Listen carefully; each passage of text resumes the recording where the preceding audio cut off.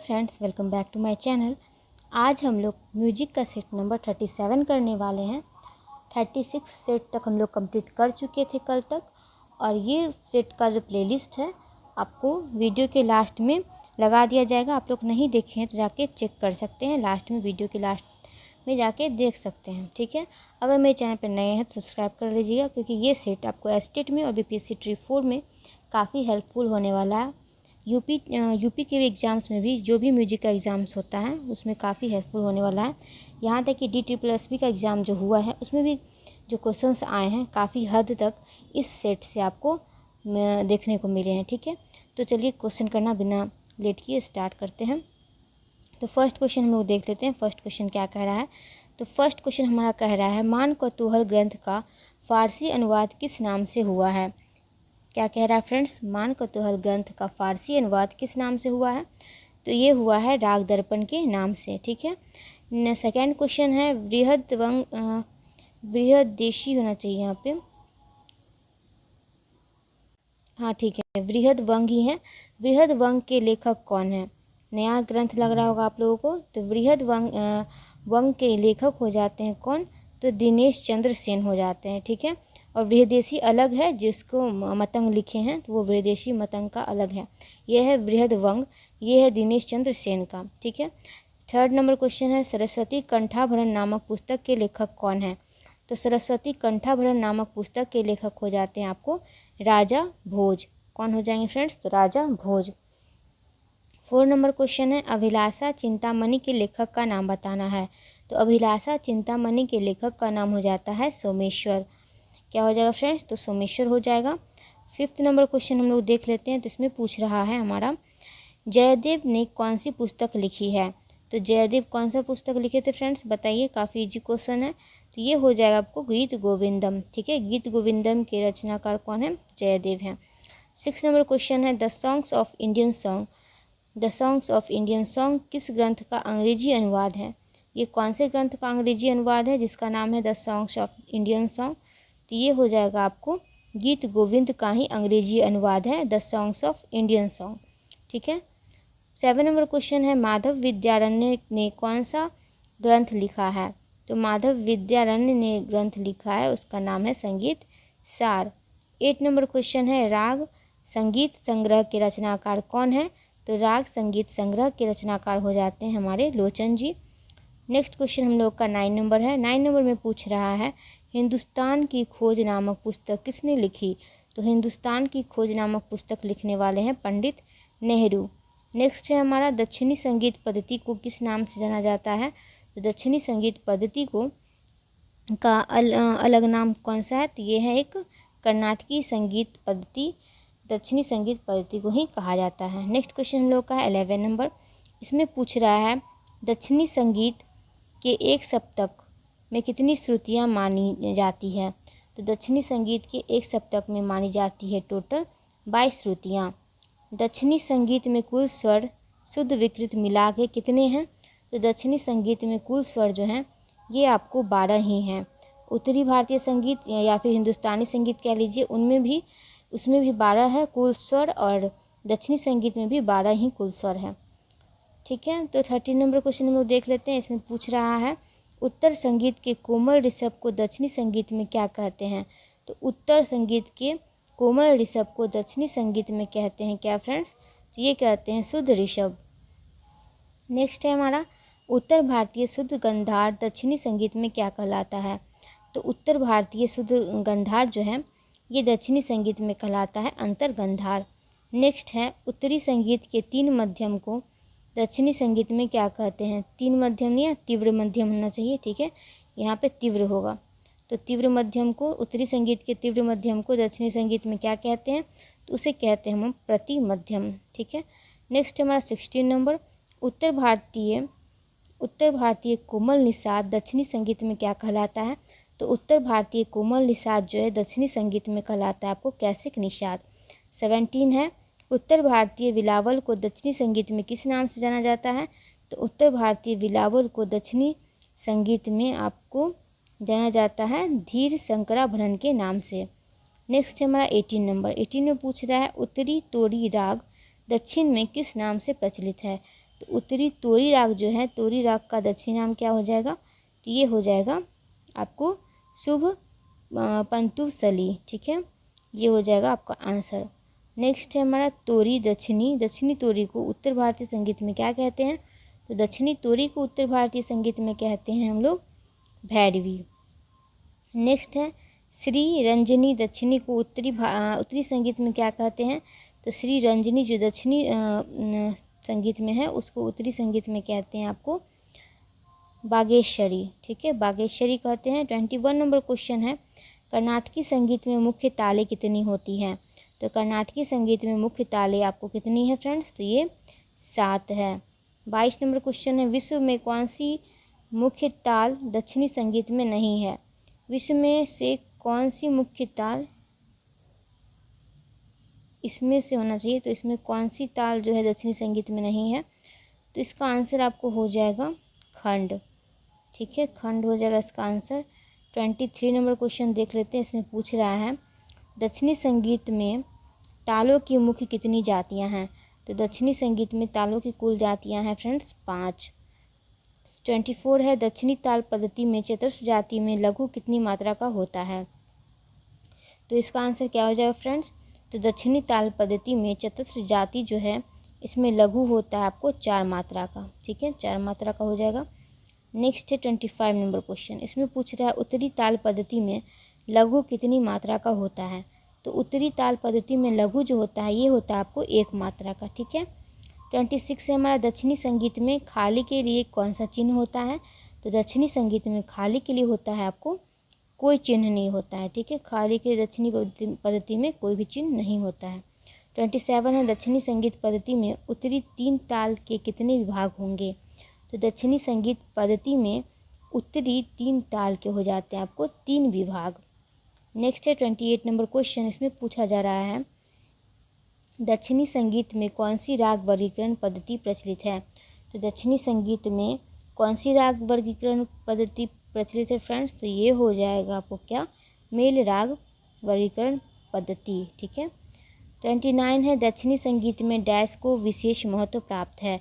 तो दक्षिणी संगीत में ध्रुपद अंक को विशेष महत्व प्राप्त है। नेक्स्ट क्वेश्चन हम लोगों का है 30 नंबर। इसमें पूछ रहा है दक्षिणी संगीत में कौन सी शैली उत्तरी संगीत के सरगम गीतों से कुछ कुछ मिलती है? तो दक्षिणी संगीत की कौन सी शैली हो जाएगी? तो ये हो जाएगी वर्णम शैली जो है ये उत्तरी संगीत के सरगम गीतों से कुछ कुछ मिलती है। 31 है, दक्षिण भारतीय संगीत की कीर्तन शैली का स्वरूप उत्तर भारत की किस शैली से मिलता है? तो दक्षिण भारतीय संगीत की कीर्तन शैली का स्वरूप मिलता है आपको ध्रुपद से। ठीक है, 32 है, दक्षिणी संगीत में किसी भी राग के स्वरूप को प्रकट करने के लिए डैश को मुख्य साधन माना जाता है? तो दक्षिणी संगीत में किसी भी राग के स्वरूप को प्रकट करने के लिए वर्णम को मुख्य साधन माना जाता है। नेक्स्ट है 33 नंबर क्वेश्चन। इसमें पूछ रहा है निम्न में से किस गायन शैली का प्रयोग उत्सव आदि को आरंभ करने तथा समाप्त करने के समय किया जाता है? तो कौन सा गायन शैली हो जाएगा फ्रेंड्स? तो ये हो जाता है आपको मंगलम। नेक्स्ट है 34 नंबर क्वेश्चन। फ्रेंड्स वीडियो अच्छा लगा तो एक लाइक जरूर कर दीजिएगा। ये क्वेश्चन आपको पूछ रहा है निम्न में से कौन सी वादन शैली दक्षिण भारतीय की नहीं है? तो दक्षिण भारतीय की कौन सी शैली इसमें से नहीं है? तो ये हो जाएगी आपको गत शैली, ये उत्तर भारत की है। ठीक है, गायक जो गाए उसे वाद्य पर पूर्ण रूप से दोहराना दक्षिणी संगीत की किस शैली में आता है? तो वो आता है आपको किस शैली में फ्रेंड्स? तो वो आ जाएगा आपको ओक में। ठीक है, ओक। नेक्स्ट है हमारा 36 नंबर क्वेश्चन। इसमें पूछा जा रहा है गीत का वाद्य पर थोड़ा सा अनुसरण करने को क्या कहते हैं? तो गीत का वाद्य पर थोड़ा सा अनुसरण करने को कहते हैं क्या? तो अनुगत कहते हैं। 37 है, दक्षिणी संगीत में बहलावा तथा शब्दालाप को क्या कहते हैं?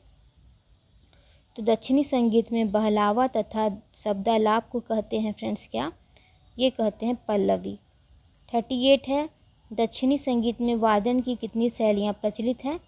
तो ये दक्षिणी संगीत में वादन की प्रचलित है टोटल 4 शैलियाँ। 39 है दक्षिणी संगीत के शुद्ध स्वर सप्तक को क्या कहा जाता है? तो दक्षिणी संगीत के शुद्ध स्वर सप्तक को कहा जाता है क्या फ्रेंड्स? कनकांगी, कनकांगी कहा जाता है। 40 नंबर क्वेश्चन है दक्षिणी ताल पद्धति में गुरु के लिए किस चिन्ह का प्रयोग होता है? तो दक्षिणी ताल पद्धति में गुरु के लिए होता है 5 चिन्ह का प्रयोग। ठीक है। 41 है भरतनाट्यम की शिक्षा देने वाले लोगों को किस नाम से जाना जाता है? तो भरतनाट्यम की शिक्षा देने वाले लोगों को जाना जाता है आपको नटुवन के नाम से, नटुवन। ठीक है, नटुवन के नाम से जाना जाता है। 42 है निम्न में से कौन सा नृत्य मुख्य रूप से स्त्रियों के लिए है? तो स्त्रियों के लिए नृत्य है भरतनाट्यम। 43 है हमारा निम्न में से कौन सा नृत्य केवल पुरुषों के लिए है? तो इनमें से कौन सा केवल पुरुष करते हैं? तो ये हो जाएंगे कथकली।